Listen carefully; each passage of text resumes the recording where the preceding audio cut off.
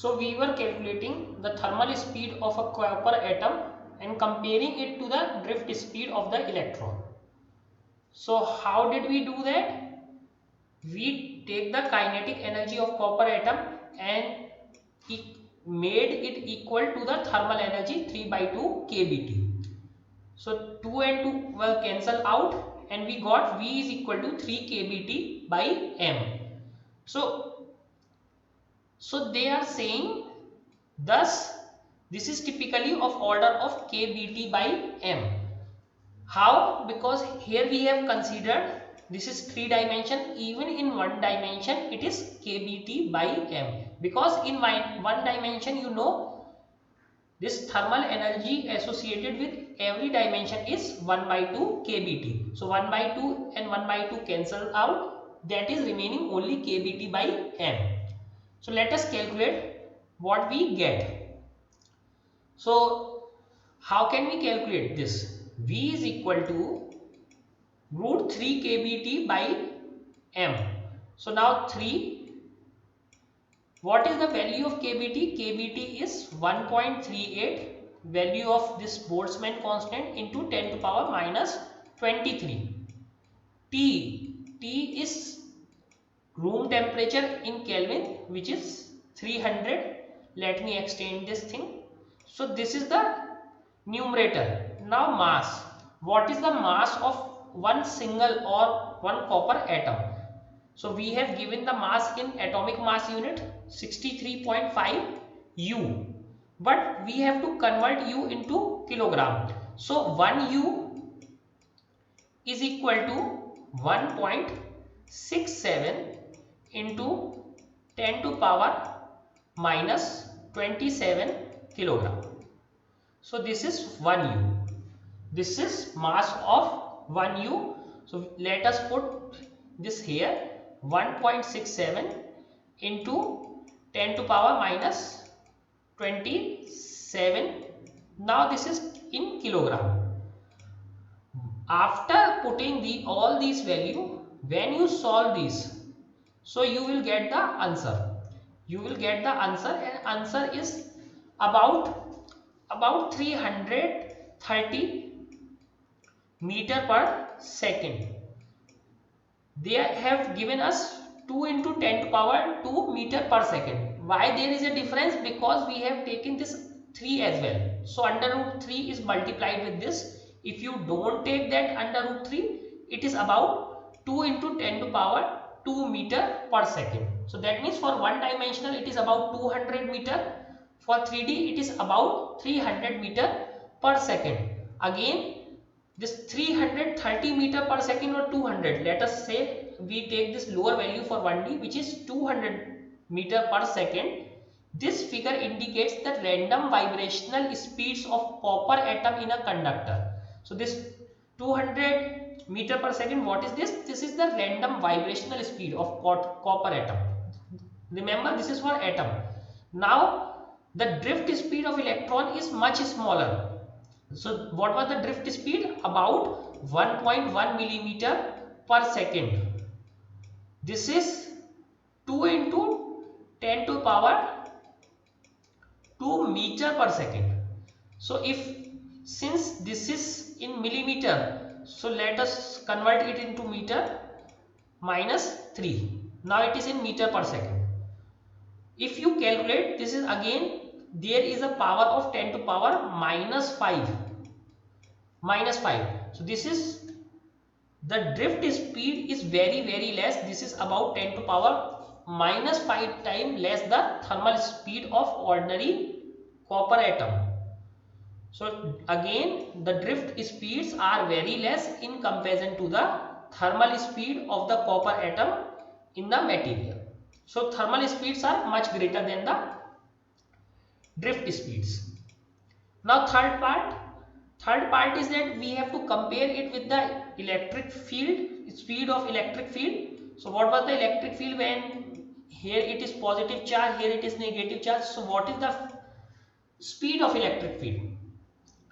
An electric field traveling along the conductor has a speed of an electromagnetic wave. So what is the speed of this electric field?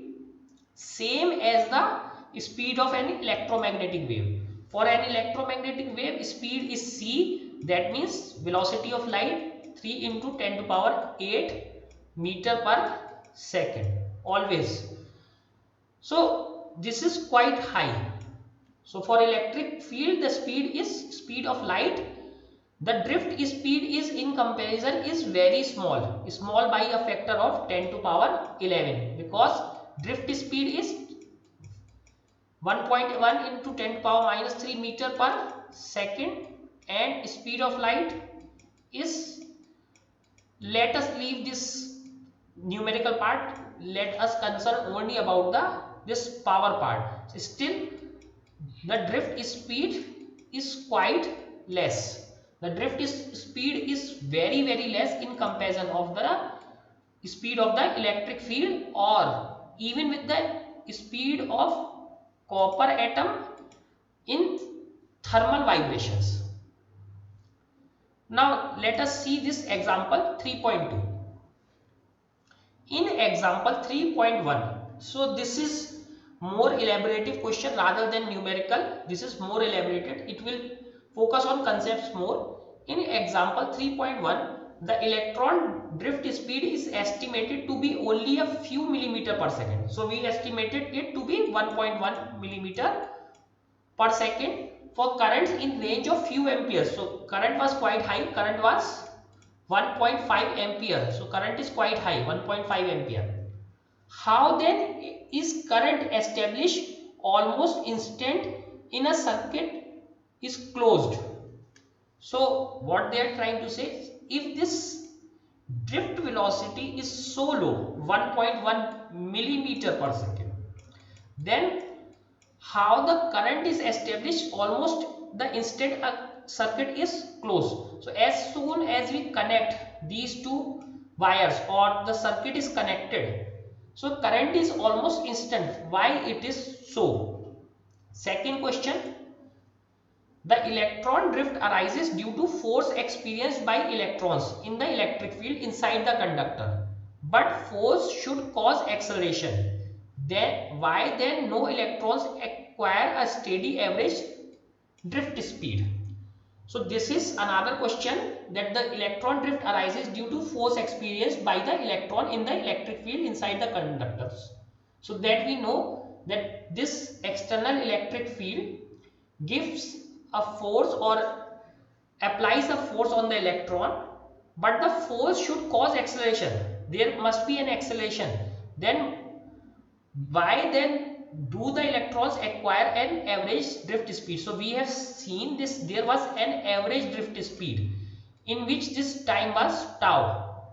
This time was tau minus E tau by m. This average drift speed, this was constant. So why it is so? Even if there is some acceleration, the electrons acquire a constant drift speed. Why? Third question, if the electron drift speed is so small, so here again it is so small, and the electron charge is small. Electron charge is also very small, you know, that is 1.6 into 10 to power minus 19 coulomb. That is also very small. How can we still large amount of current in a conductor? So how do we get a very large amount of current in conductor when this drift speed is very low, and as well as this charge on electron is also very low?